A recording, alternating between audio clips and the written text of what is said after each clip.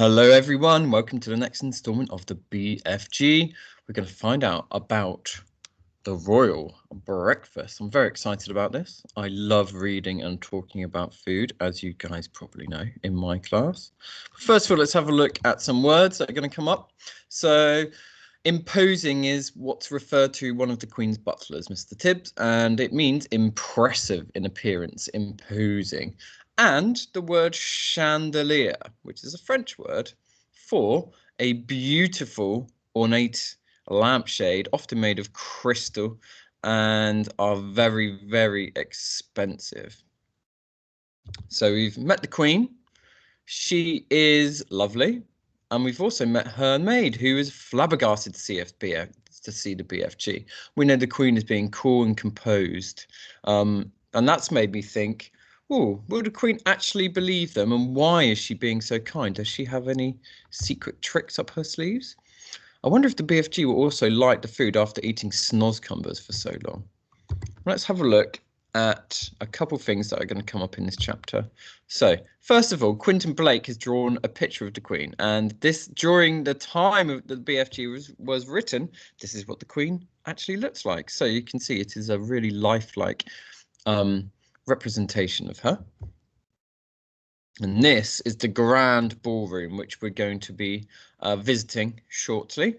It's a humongous room where lots of parties and ceremonies are held at Buckingham Palace, and the ceilings are very, very tall. And you're going to see why that's relevant in a second.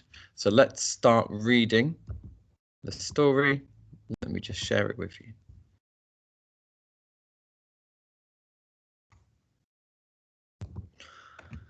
The royal breakfast. There was a frantic scurry among the palace servants when orders were received from the Queen that a 24-foot giant must be seated with Her Majesty in the great ballroom within the next half an hour.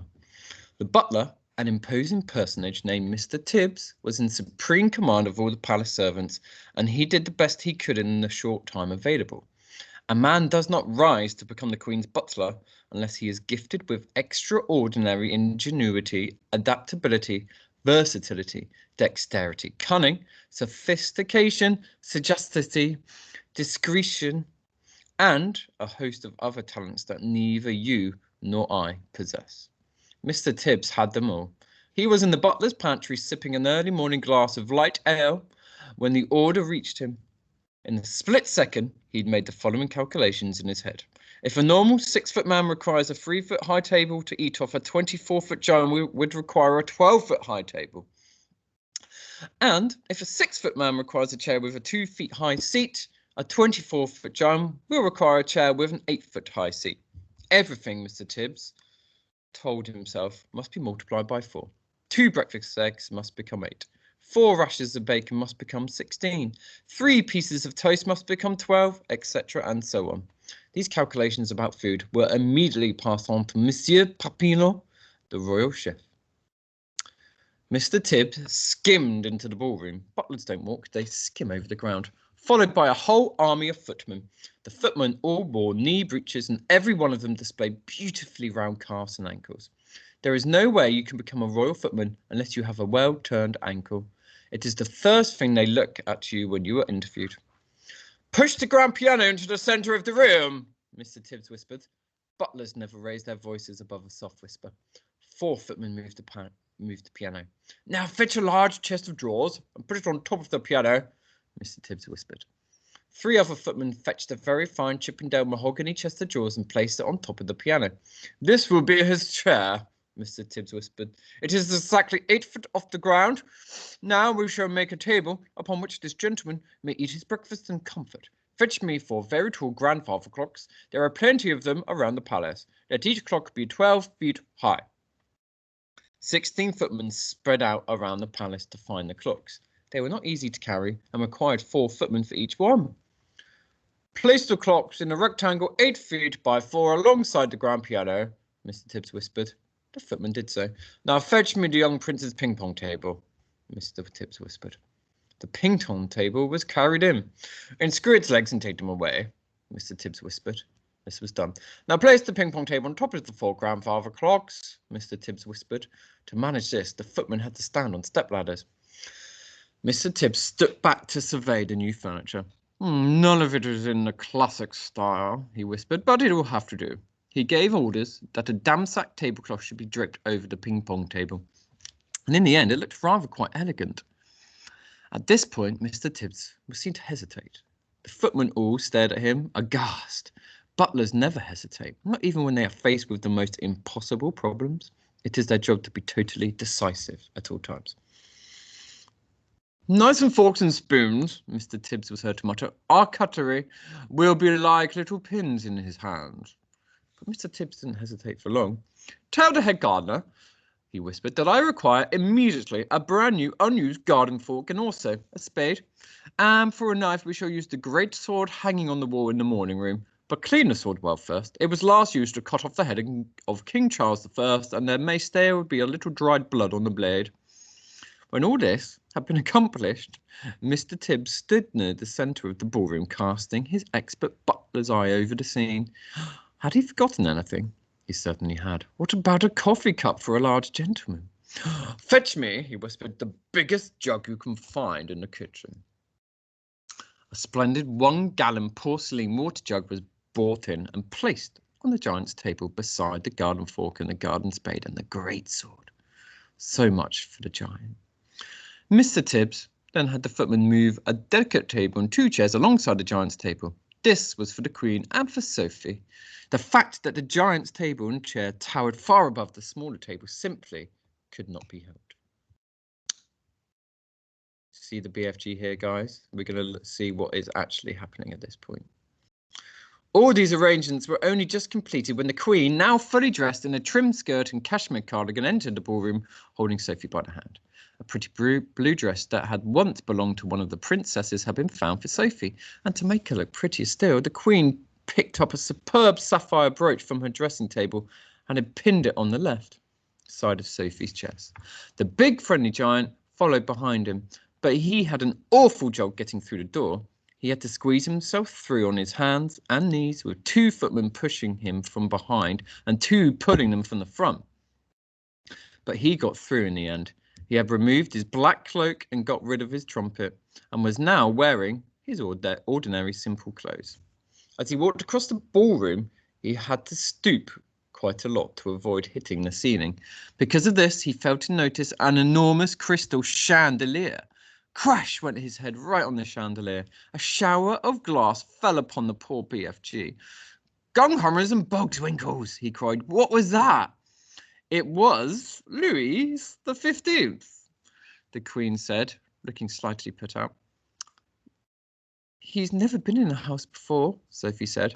Mr. Tibbs scowled. He directed 4 footmen to clear up the mess. Then, with a disdainful little wave of the hand, he indicated to the giant that he should seat himself on the top chest of drawers on the top of the grand piano. What a fizz-whizzling, flunk-flunking seat, cried the BFG. I's going to be buggers as snug in the rug up here. Does he always speak like that? The Queen asked. Quite often, Sophie said. He gets tangled up with his words. The BFG sat down on a chest of drawers piano and gazed in wonder around the great ballroom. By gumdrops, he cried. What a spiffling whipsy room he is in. It's so gigantuous. I's needing binoculars and telescopes to see what's going on at the other end. Footmen carrying silver trays with fried bacon, sausages and eggs and fried potatoes. At this point, Mr. Tibbs suddenly realised that in order to serve the BFG at his 12-foot-high grandfather clock table, he would have to climb to the top of one of the tall stepladders. What's more, he must do it balancing a huge warm plate on the palm of one hand and holding a gigantic silver coffee pot in the other. A normal man would have been flinched by the 4th foot, but good butlers never flinch. Up he went and up, up, and up, while the Queen and Sophie watched him with great interest. It is possible that they were both secretly hoping he would lose his balance and go crashing to the floor, but good butlers never crash. At the top of the ladder, Mr. Tibbs, balancing like an acrobat, poured the BFG's coffee and placed the enormous plate before him. On the plate, there were 8 eggs, 12 sausages, 16 rashers of bacon, and a heap of fried potatoes.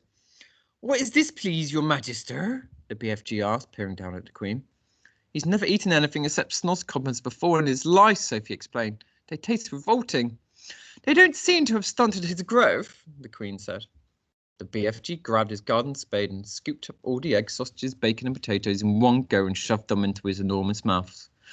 By goggles, he cried, this stuff is making Snozzcumbers taste like swatch wallop. The Queen glanced up, frowning. Mr. Tibbs looked down at his toes and his lips moved in silent prayer. That was only one titchy little bite, the BFG said. Is you having any more deluntuous grubble in your cupboard, Magister? Tibbs, the Queen said, showing true regal hospitality, fetch the gentleman another dozen fried eggs and a dozen sausages. Mr. Tibbs swam out of the room, muttering unspeakable words to himself and wiping his brow with a white handkerchief. The BFG lifted the huge jug and took a swallow. Ouch! He cried, blowing a mouthful across the ballroom. Please, what is this horrible sweet pill he's drinking, your Magister? It's coffee, freshly roasted. It's filthsome, the BFG cried out. Where is the frobscuttle? The what? The Queen asked. Deliciously fizzy frobscuttle, the BFG answered. Everyone must be drinking frobscuttle with breakfast, Magister. Then we can all have whiz-whopping happily together afterwards. What does he mean? The Queen said, frowning at Sophie. What is whiz-popping? Sophie kept a very straight face. BFG, she said. There's no frobscuttle here and whiz-popping is strictly forbidden. What? Cried the BFG. No frobscuttle, no whiz-popping, no glumtuous music, no boom, boom, boom. Absolutely not, Sophie told him firmly. If he wants to sing, please don't stop him, the Queen said. He doesn't want to sing. He said he wants to make music, the Queen went on. Shall I send for a violin? No, your Majesty, he's only joking. A sly little smile crossed the BFG's face. Listen, he said, peering down at Sophie. If there isn't having any frobscuttle here in the planet, I can go whiz-popping perfectly well without it if I was trying hard enough. No, cried Sophie, don't, you're not to, I beg you. Music is very good for the digestion, the Queen said. When I'm up in Scotland, they play the bagpipes outside the window while I'm eating. They do play something. Aye, has Her Majesty's permission? Cried the BFG. And all at once he let a whiz-popper that sounded as though a bomb had exploded in the room. The Queen jumped. Whoopee! Shouted the BFG. That is better than the bagpipes, is it not, Mister? It took the Queen a few seconds to get over the shock. I prefer the bagpipes, she said, but she couldn't stop herself smiling. During the next 20 minutes, a whole relay of footmen were kept busy hurrying to and from the kitchen carrying third helpings and fourth helpings and fifth helpings of fried egg and sausages for the ravenous and delighted BFG. When the BFG had consumed his 72nd fried egg, Mr. Tibbs sidled up to the Queen. He bent low from the waist and whispered in her ear. Chef sends his apologies, His Majesty. He says he has no more eggs in the kitchen. What's wrong with the hens? The Queen said. Nothing's wrong with your hens, Your Majesty. Then tell them to lay more, the Queen said, looking up at the BFG. Have some toast and marmalade while you're waiting, she said to him. The toast is finished, Mr. Tibbs whispered, and Chef says there's no more bread. Tell him to bake more, the Queen said. While all this was going on, Sophie had been telling the Queen everything, absolutely everything about her visit to Giant Country. The Queen listened, appalled. When Sophie had finished, the Queen looked up at the BFG, who was sitting high above her. He was now eating a sponge cake. Big friendly giant, she said. Last night, those man-eating brutes came to England. Can you remember where they were the night before? BFG put a whole round sponge cake in his mouth and chewed it slowly while he thought about this question. Yes, Magister, he said. I do think I was remembering they was going to the night before. They was galloping off to Sweden for the Sweden sour taste. Fetch me a telephone, the Queen commanded. Mr. Tibbs placed the instrument on the table. The Queen lifted the receiver. Get me the King of Sweden, she said. Good morning, the Queen said. Is everything okay in Sweden? Everything is terrible, the King of Sweden answered. There is a panic in the capital. 2 nights ago, 26 of my loyal subjects disappeared. The whole country is in a panic. Your 26 loyal subjects were all eaten by giants, the Queen said. Apparently they taste like Swedes. Oh, why did they taste of Swedes? The King asked. Because the Swedes of Sweden have a Sweden sour taste. So says the BFG, the Queen said. I don't know what you're talking about, the King said, growing testy. It's hardly a joking matter when one loyal subject has been eaten like popcorn. They've eaten mine as well. Who's they, for heaven's sake? The King asked. Giants. Look here. Are you feeling all right? It's been a rough morning, the Queen said. First I had a horrid nightmare, then the maid dropped my breakfast. Now I've got a giant on the piano. You need a doctor. I'll be all right, the Queen said. I must now go. Thanks for your help. She replaced the receiver. Your BFG is right, the Queen said to Sophie. These 9 eating man brutes did go to Sweden. It's horrible, Sophie said. Please stop them, Your Majesty. I'd like to make one more check before I call out the troops, the Queen said. Once more, she looked up at the BFG. He was eating donuts now, popping them in his mouth, 10 at a time like peas. Think hard, BFG, she said. Where did those horror giants say they were galloping off 2 or 3 nights ago? BFG thought long and hard. Ho ho! He cried at last. I was remembering where. One was off to Baghdad, the BFG said.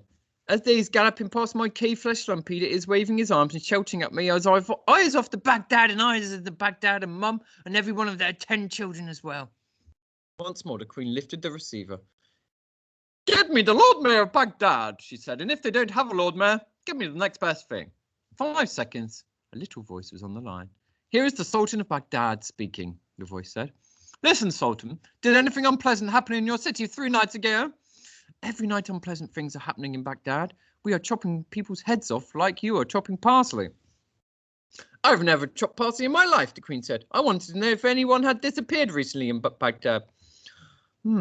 Once my uncle, Caliph Harun al-Rashid, the Sultan said, he disappeared from his bed 3 nights ago together with his wife and 10 children. There you is, cried the BFG, whose wonderful ears enabled them to hear what the Sultan was saying. Flesh Lump Peters did that one. He went off to Baghdad, and Mum and all the little kiddies. The Queen replaced the receiver. Ha, that proves it, she said. Your story is apparently quite true. Summon the head of the army and the head of the Air Force immediately. Exciting. We're at a turning point in the story now where the BFG's plan and Sophie's plan is coming together. I wonder what's going to happen next. Right, guys, thanks for listening. Speak to you tomorrow.